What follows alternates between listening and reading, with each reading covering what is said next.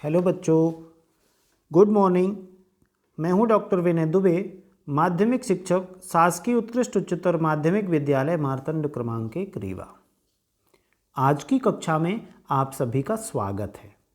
आइए आज हम जो विषय पढ़ने चल रहे हैं वह है कक्षा 10वीं का विज्ञान अध्याय 12 विद्युत और उसका भाग 1।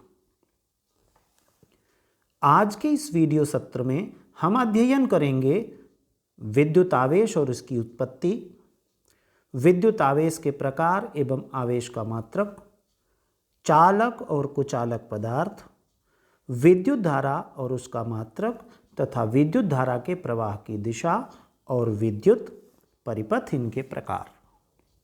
तो आइए शुरू करते हैं हम आज की अपनी कक्षा। और जैसा आप चित्र में देख रहे हैं कि आपके सामने कुछ पवन चक्कियां घूमती हुई दिख रही हैं। आप सभी जानते हैं कि ये पवन चक्कियां विद्युत उत्पादन में प्रयुक्त होती हैं और वर्तमान में विद्युत उत्पन्न करने के प्रमुख साधनों में से एक हैं। इसी तरह ये दूसरे चित्र में देख रहे बड़े टावर आप सबने जरूर देखे होंगे। जी हाँ, ये एनटीपीसी के टावर हैं जो ताप विद्युत घरों से उत्पन्न होने वाली विद्युत को एक स्थान से दूसरे स्थान तक ले जाने के लिए लगाए गए होते हैं। तीसरा चित्र आपके सामने प्रदर्शित है जिसमें घर की छतों पर ये सोलर सेल लगे हैं, सोलर पैनल्स लगे हैं और इन सोलर पैनल पर जब सूर्य का प्रकाश पड़ता है तो इनसे उत्सर्जित होने वाले इलेक्ट्रॉनों के प्रवाह से विद्युत उत्पन्न होती है और वह विद्युत आवश्यकता अनुसार इन्वर्टर के माध्यम से घरों के विद्युत उपकरणों को संचालित करने में या बल्ब जलाने में प्रयुक्त होती है। और जब घरों में विद्युत का उपयोग नहीं हो रहा होता या अतिरिक्त बची हुई विद्युत रहती है तो वह यहाँ से पावर ग्रिड की ओर भेज दी जाती है, जहां हम इसे दूसरे लोगों के लिए उपयोग हेतु उपलब्ध करा पाते हैं। इसी प्रकार विद्युत उत्पादन का जो चौथा प्रमुख माध्यम है वह है जल विद्युत। और हाइड्रो इलेक्ट्रिक जो पावर सिस्टम है इसमें जल की तीव्र धारा के माध्यम से टरबाइन घुमाया जाता है और टरबाइन के घूमने के कारण उसके साथ जुड़ा हुआ जनरेटर घूमता है और उत्पन्न होती है बिजली, जिसको बड़े ट्रांसमीटर स्टेशनों के माध्यम से दूसरे क्षेत्रों पर उपयोग हेतु भेज लिया जाता है। ठीक है, तो हम समझ रहे थे कि आजकल विद्युत उत्पादन के जो 4 प्रमुख माध्यम हैं, वायु ऊर्जा के द्वारा, विंड एनर्जी के द्वारा विद्युत उत्पादन, ताप विद्युत घरों द्वारा विद्युत का उत्पादन, सोलर पैनल के द्वारा बिजली का उत्पादन और जल विद्युत परियोजनाओं के माध्यम से विद्युत का उत्पादन। आज की कक्षा में सबसे पहला बिंदु हमारा है विद्युत आवेश।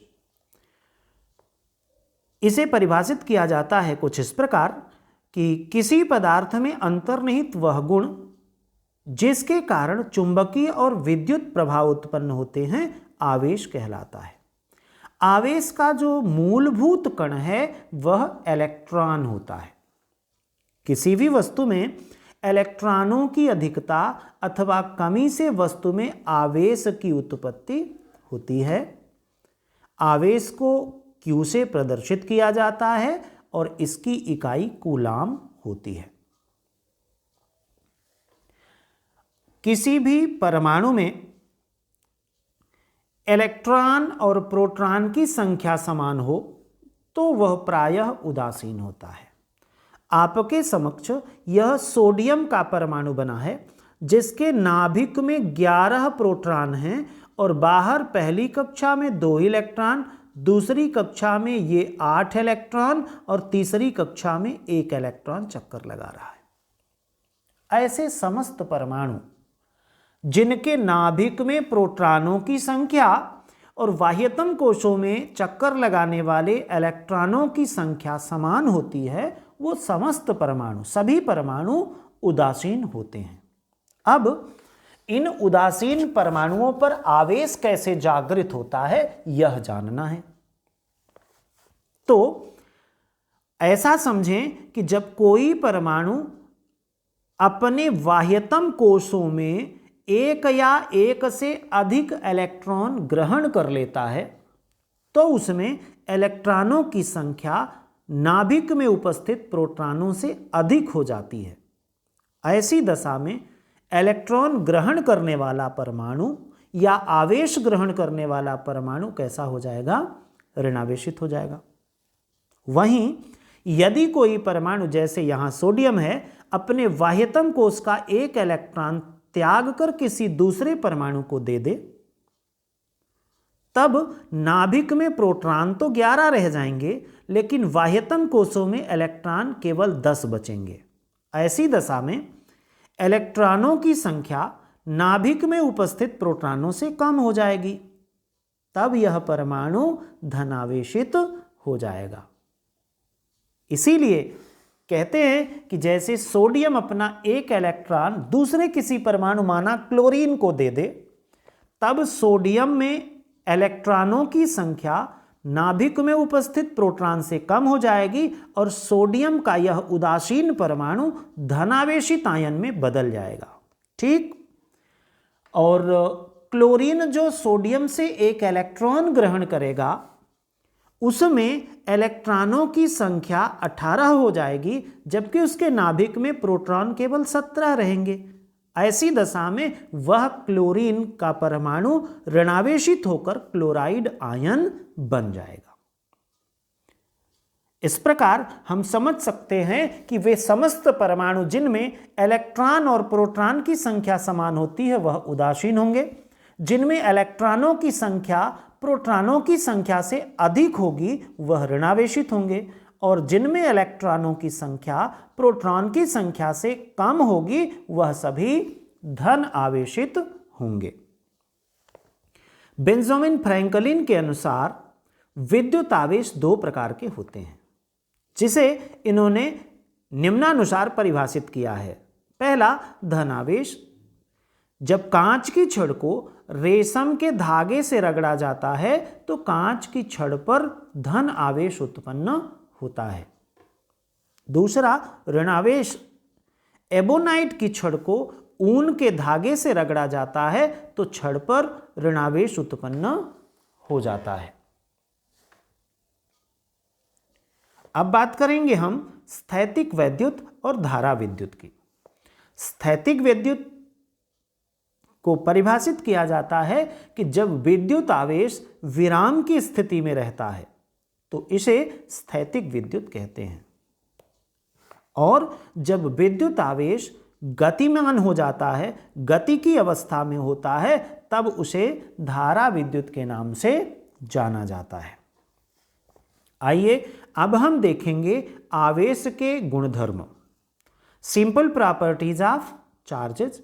और आवेशों के जो प्रमुख गुणधर्म हैं उनमें पहला है कि समान आवेश एक दूसरे को प्रतिकर्षित करते हैं, like charges repels to each other, तथा असमान आवेश, भिन्न आवेश एक दूसरे को आकर्षित करते हैं, dislike charges attracts to each other. आइए इस चित्र में समझें कि यदि एक धनावेशित आयन और दूसरा भी धन आवेशित पिंड दोनों एक दूसरे के समीप लाए जाएंगे तो उन दोनों के मध्य प्रतिकर्षण लगेगा। समान आवेश एक दूसरे को प्रतिकर्षित करते हैं, धन धन को प्रतिकर्षित करेगा। इसी प्रकार यदि कोई ऋणावेशित पिंड दूसरे ऋणावेश के समीप लाया जाता है तो उन दोनों के बीच भी प्रतिकर्षण प्रभावी होगा। किंतु यदि एक धनावेशित आयन दूसरे ऋणावेशित आयन के संपर्क में आता है, उनके समीप आता है, तब वो दोनों एक दूसरे को आकर्षित करते हैं। यह हुआ आवेश का सामान्य गुणधर्म। विद्युत आवेशों के मूल गुणों की चर्चा करनी है हमें। और हम जानते हैं कि विद्युत आवेश के 3 मूल गुण होते हैं, जिनमें से पहला है आवेश का बीजीय योग नियम। इस नियम के अनुसार किसी परिपथ या सर्किट का कुल आवेश उसमें उपस्थित सभी आवेशों के बीजीय योग के बराबर होता है, अर्थात विद्युत आवेश योगात्मक प्रकृति का होता है। इसे आवेश का बीजीय योग नियम कहते हैं। आइए देखें, यहां हमारे पास 3 विद्युत आवेश, एक Q1, दूसरा Q2 और तीसरा Q3 है। तब की दशा में कुल विद्युत आवेश कैपिटल Q का मान Q1 plus Q2 plus Q3 होगा। यह कहलाता है आवेशों के बीजीय योग का नियम। दूसरी बात करनी है हमको आवेश संरक्षण के नियम की, और यह ऊर्जा संरक्षण के नियम के बहुत समान समरूप है। जैसे इसे कहा जाता है कि आवेश को न तो उत्पन्न किया जा सकता है और न ही नष्ट किया जा सकता है, पूरा आवेश संरक्षित रहता है। इस नियम का प्रतिपादन बेंजामिन फ्रैंकलिन ने किया था। ठीक है, यदि हम किसी ऑब्जेक्ट से दूसरे ऑब्जेक्ट को आवेश देते हैं तो पहले वाले पर धनात्मक और दूसरे वाले पर ऋणात्मक आवेश हो जाता है। तीसरा जो प्रमुख गुण है, मूल गुण है आवेश का, उसे कहते हैं आवेश का क्वांटीकरण सिद्धांत। विद्युत आवेश का मान E बराबर 1.602 गुणे 10 की घात ऋण 19 कूलाम होता है। यह न्यूनतम आवेश है जो किसी वस्तु पर हो सकता है। क्वांटीकरण सिद्धांत के अनुसार किसी वस्तु पर आवेश इस न्यूनतम आवेश E बराबर 1.602 गुणे 10 की घात ऋण 19 कूलाम का पूर्ण गुणक होता है। अतः हम लिख सकते हैं कि किसी वस्तु पर कुल आवेश Q बराबर N इंटू E, जहां N एक पूर्णांक संख्या है, इसका मान 1 2 3 4 एंड सो ऑन हो सकता है, और E एकांक वैद्युत आवेश है जिसकी वैल्यू 1.602 गुणे 10 की घात ऋण 19 कूलाम होती है।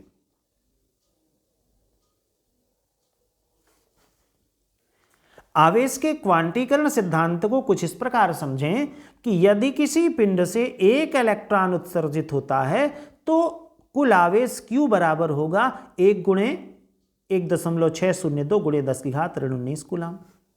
2 इलेक्ट्रॉन उत्सर्जित होते हैं तब उसमें 2 का गुणा हो जाएगा, N बराबर 2 होने के कारण।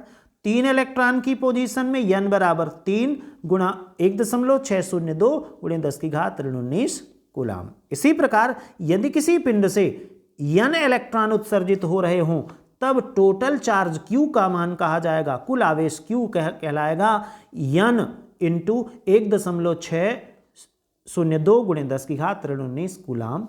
इसी कारण कुल आवेश कैपिटल Q बराबर लिखा जाता है प्लस माइनस Ni। यह हुआ आवेश के क्वांटीकरण का सिद्धांत। अब चर्चा करनी है हमें विद्युत की, और एक प्रश्न पढ़ें कि 1 कूलाम आवेश की रचना करने वाले इलेक्ट्रॉनों की संख्या परिकलित कीजिए। यह हमारी पाठ्य पुस्तक के पृष्ठ क्रमांक 222 का प्रश्न क्रमांक 3 है। हमें ज्ञात है E बराबर 1.602 गुणे 10 की घात ऋण 19 कूलाम, और Q बराबर प्रश्न में दिया है 1 कूलाम 1C। N बराबर ज्ञात करना है। अभी जो हम फार्मूला पढ़ रहे थे Q is equal to Ni, उसका रूपांतरित फॉर्म है N बराबर Q अपान E। Q का मान 1 कूलाम है, 1 अपान E का मान 1.602 गुणे 10 की घात ऋण 19 करते हैं तो हमें N की वैल्यू मिल जाती है, और यह होती है 6.25 गुणे 10 की घात 18 इलेक्ट्रॉन। आगे बात करनी है हमें कूलाम के नियम की। इस नियम के अनुसार किन्हीं 2 बिंदु आवेशों के बीच लगने वाला आकर्षण या प्रतिकर्षण बल आवेशों के गुणनफल के अनुक्रमानुपाती और उनके बीच की दूरी r के वर्ग के व्युत्क्रमानुपाती होता है। गणितीय विधि से लिखा जाता है, लगने वाला आकर्षण या प्रतिकर्षण बल F बराबर प्रोपोर्शनल होगा Q1 इंटू Q2 के, या F प्रोपोर्शनल लिखा जाता है 1/r² के। r दोनों बिंदु आवेशों के बीच की दूरी होती है और ये दोनों बिंदु आवेश क्रमशः Q1 और Q2 माने गए हैं, दोनों धनात्मक हैं, अतः इनके बीच लगने वाला प्रतिकर्षण बल गणना में लिया जाएगा। यदि विपरीत आवेश होते तो उनके बीच आकर्षण बल गणना में लिया जाता। इन समीकरण 1 और समीकरण 2 को संयुक्त किया जाए तो हमें व्यंजक मिलता है F बराबर K गुणे Q1 इंटू Q2/r², जहां K एक स्थिरांक है परंतु K का मान दो आवेशों के बीच उपस्थित माध्यम की प्रकृति पर निर्भर करता है। निर्वात में K का मान 9 × 10⁹ न्यूटन मीटर स्क्वायर प्रति कूलाम स्क्वायर होता है। अब चर्चा करेंगे हम चालक की, और जैसा सभी जानते हैं कि वे पदार्थ जो अपने में से होकर विद्युत आवेश को आसानी से प्रवाहित होने देते हैं चालक कहलाते हैं। धात्विक चालकों में उदाहरण आता है तांबा कॉपर का, सिल्वर Ag और एल्यूमिनियम Al का। ये अच्छे चालक धारा के प्रवाह में बहुत कम प्रतिरोध उत्पन्न करते हैं। तब जाननी है हमें चालकता या कंडक्टिविटी। चालकता किसी चालक का वह विशेष गुण है जिससे यह अपने अंदर विद्युत आवेश को प्रवाहित होने देता है। कोई चालक जिस गुण के कारण अपने अंदर विद्युत आवेश को प्रवाहित होने देता है उसी विशेष गुण को चालकता कहते हैं। तब बात करनी है विद्युत धारा या इलेक्ट्रिक करंट की। कैसे परिभाषित करते हैं आइए जानें। चालक के किसी विशेष क्षेत्र से आवेश प्रवाह की दर को हम विद्युत धारा कहते हैं। दूसरे शब्दों में किसी निश्चित दिशा में एकांक समय में प्रवाहित आवेश की मात्रा को विद्युत धारा कहा जाता है। विद्युत धारा प्रायः किसी चालक तार से होकर बहती है। इसको कैपिटल I से व्यक्त करते हैं और इसका मात्रक एम्पियर होता है।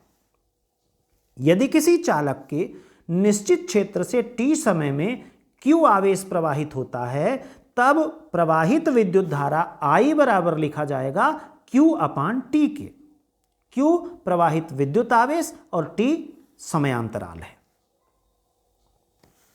हम जानते हैं कि विद्युत आवेश का SI मात्रक कूलाम है जो लगभग 6 × 10⁸ इलेक्ट्रॉनों में समाये आवेश के तुल्य होता है। अतः विद्युत धारा का SI मात्रक कुछ इस प्रकार व्युत्पन्न किया जाता है। प्रवाहित आवेश Q का मान 1 कूलाम और समय 1 सेकेंड लिया जाए तो इसे कहा जाएगा 1 कूलाम प्रति सेकेंड। 1 कूलाम प्रति सेकेंड को 1 एम्पियर कहते हैं। इसीलिए विद्युत धारा का SI मात्रक एम्पियर है और इसे कैपिटल A से प्रदर्शित किया जाता है। इस मात्रक का नाम आंद्रे मैरी एम्पियर नाम के फ्रांसीसी वैज्ञानिक के नाम पर रखा गया है। तब जानना है हमें विद्युत धारा का मात्रक, यूनिट ऑफ इलेक्ट्रिक करंट। यह भी महत्वपूर्ण प्रश्न के रूप में आता है। 1 एम्पियर को परिभाषित कीजिए। आइए जानें हम एम्पियर की परिभाषा। किसी चालक के निश्चित क्षेत्र से प्रति सेकंड 1 कूलाम आवेश प्रवाहित हो तो विद्युत धारा 1 एम्पियर कही जाती है। अर्थात 1 एम्पियर बराबर 1 कूलाम प्रति सेकंड होता है। अल्प परिमाण की विद्युत धारा को मिली एम्पियर में व्यक्त करते हैं और 1 मिली एम्पियर बराबर 10⁻³ एम्पियर होता है। इससे छोटी इकाई माइक्रो एम्पियर होती है और 1 माइक्रो एम्पियर बराबर 10⁻6 एम्पियर होता है। तब चर्चा करनी है विद्युत धारा के प्रवाह की दिशा, और सामान्यतः विद्युत धारा के प्रवाह की दिशा धनावेशों की प्रवाह की दिशा होती है। किंतु हम जानते हैं कि विद्युत धारा परिपथ में ऋणावेशित इलेक्ट्रॉनों के प्रवाह से उत्पन्न होती है। ऐसी दशा में विद्युत धारा की दिशा ऋणावेशित इलेक्ट्रॉनों की प्रवाह की दिशा के विपरीत होती है। जिस दिशा में इलेक्ट्रॉन बहते हैं उसके विपरीत दिशा में विद्युत धारा प्रवाहित होती है। इसीलिए विद्युत धारा के प्रवाह की दिशा इलेक्ट्रॉनों के प्रवाह की दिशा के विपरीत मानी गई है। फिर बात करनी है हमको आज के पाठ के अंतिम बिंदु विद्युत परिपथ की। विद्युत आवेश या इलेक्ट्रॉनों के प्रवाह के पथ को विद्युत परिपथ कहते हैं। ये विद्युत परिपथ 4 प्रकार के होते हैं। पहला खुला परिपथ, दूसरा बंद परिपथ, तीसरा लघु परिपथ या शॉर्ट सर्किट और चौथा लीकेज परिपथ। इनमें खुला परिपथ और बंद परिपथ की चर्चा हमको करनी है। जब किसी परिपथ का स्विच ऑफ होता है तो परिपथ का संपर्क अपूर्ण होता है और ऐसी दशा में विद्युत धारा प्रवाहित नहीं होती, तब इसे कहते हैं खुला परिपथ। स्विच ऑन होने की कंडीशन में परिपथ पूर्ण हो जाता है और उसमें विद्युत धारा प्रवाहित हो रही होती है, उसे हम बंद परिपथ कहते हैं। इसका एक उदाहरण आइए हम देखते हैं। सबसे सिंपल, हमारे घरों में टार्च होती है। टार्च में सामने एक बल्ब लगा होता है, बीच में 1 या 2 सेल होते हैं और एक स्विच लगा रहता है। यहां आप देख रहे हैं कि बल्ब से एक तार निकलकर स्विच के एक सिरे पर जुड़ा हुआ है और बैटरी के दूसरे ऋण सिरे से निकलने वाला एक तार भी स्विच के दूसरे सिरे पर जुड़ा है। जब हम स्विच ऑन करते हैं तो इन दोनों तारों का संपर्क जुड़ जाता है, परिपथ पूर्ण हो जाता है और बल्ब जल उठता है। किंतु जैसे ही स्विच ऑफ कर देते हैं तो ऊपर वाले तार का संपर्क इस सेल के दूसरे सिरे से आने वाले तार से टूट जाता है और जैसे ही दोनों तारों के बीच का संपर्क टूटेगा, परिपथ खुल जाएगा और ऐसी दशा में बल्ब जलना बंद कर देगा। हम जानते हैं कि टार्च में सेल को निश्चित क्रम में जोड़ने के पश्चात स्विच ऑन करने पर विद्युत धारा प्रवाहित होती है और उससे टार्च जलने लगता है, क्योंकि यहां पर एक बंद विद्युत परिपथ निर्मित होता है। उसी परिपथ को समझने के लिए कुछ यह चित्र आपके सामने प्रदर्शित है। लीजिए देखिए, यहां पर एक स्विच है जो खुलता और बंद होता है। जैसे स्विच बंद की पोजीशन में आता है तो दोनों तार जुड़ जाते हैं और हमारा यह बल्ब प्रकाशित हो जाता है। किंतु जब स्विच ऑफ होता है तो परिपथ अपूर्ण हो जाता है, यहां पर दोनों तारों के बीच का संपर्क टूट जाता है और बल्ब जलना बंद कर देता है। अतः कह सकते हैं कि स्विच ऑन की पोजीशन में परिपथ पूर्ण होगा और बल्ब जलेगा, स्विच ऑफ होने पर परिपथ अपूर्ण हो जाएगा और बल्ब जलना बंद कर देगा। हमारी पाठ्यपुस्तक का एक उदाहरण प्रश्न है, आंकिक प्रश्न है 12.1। आइए जाने इसको कि किसी विद्युत बल्ब के तंतु में 0.5 एम्पीयर विद्युत धारा 10 मिनट तक प्रवाहित होती है, तो विद्युत परिपथ में प्रवाहित विद्युत आवेश का परिमाण ज्ञात कीजिए।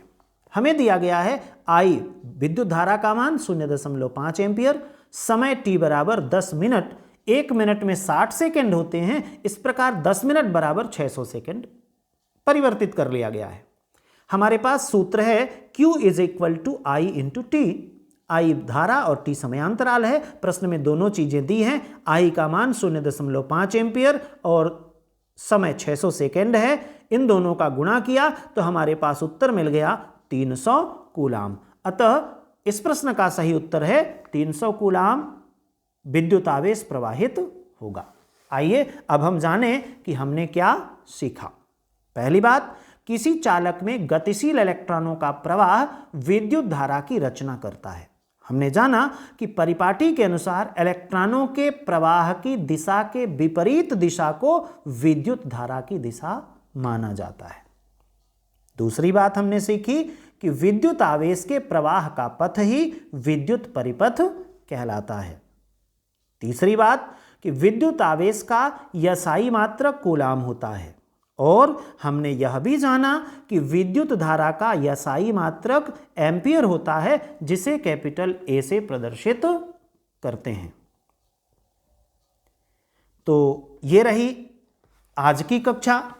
उम्मीद करता हूं कि आप सबकी समझ में आज पढ़ी हुई यह सारी बातें आई होंगी। इसी पाठ के कुछ और बिंदुओं के साथ पुनः मुलाकात होगी। तब तक के लिए नमस्कार, धन्यवाद।